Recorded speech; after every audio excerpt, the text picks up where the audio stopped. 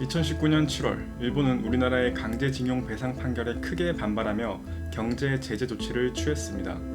일본 측에서는 이것이 보복 조치가 아니며 수출 과정의 개편일 뿐이라고 말했지만 그들이 벌인 작태를 생각하면 설득력 없는 주장이었죠. 수출 과정 개편 이후 가장 큰 변화점이 반도체 소재 수출 제한이었기 때문입니다.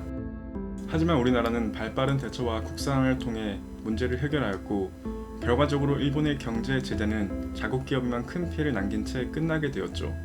일본은 이 같은 결과에 만족하지 못한 것 같습니다.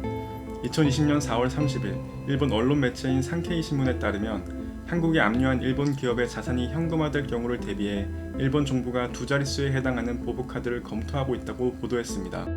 일본의 경제 제재가 수포로 돌아간 이후 한동안 조용하던 일본이 갑작스럽게 공격적인 메시지를 던진 셈이죠.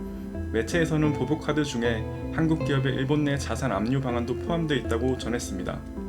갑작스럽게 이런 보도가 난 것은 강제징용 배상 판결은 부당하다고 강론하려는 게 아니라 현재 코로나로 혼란스러운 일본 사회의 여론을 다시금 혐한으로 돌리기 위한 것으로 보입니다. 외부의 적을 만들어 내부를 통합시키는 건 고전적이지만 효과적인 수법이죠.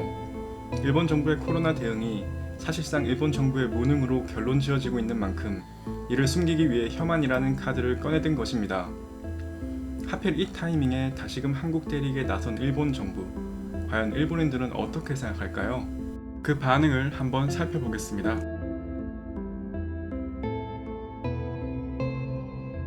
한국은 아무래도 좋으니까 국내에 집중해야 한다.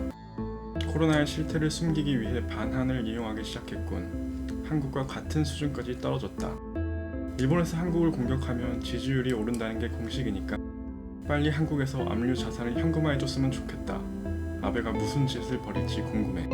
어느 때보다 한국에 도움이 필요한 시기인데 주제 파악 못하고 덤비지 말아줘.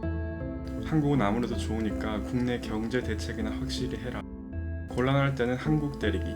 한국도 이렇게나 무능한 재상이 이웃나라에 있어서 참 곤란하겠어. 진심으로 제재할 생각이었다면 진작 했겠지. 선거 대책 보여주기식일 뿐이야. 왜 지금? 한국을? 화풀이야?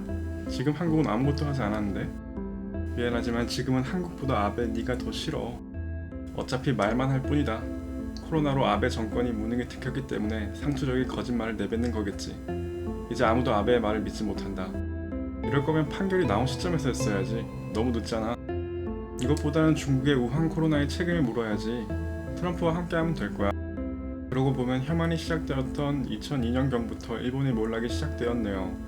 당시 명목 GDP 세계 9위였던 일본이 지금은 27위, 한국은 35위에서 26위로 올라 일본과 역전되었구나. 혐한들이 한국 경제는 붕괴되고 있다고 하는 동안 일본 경제가 무너지고 있네.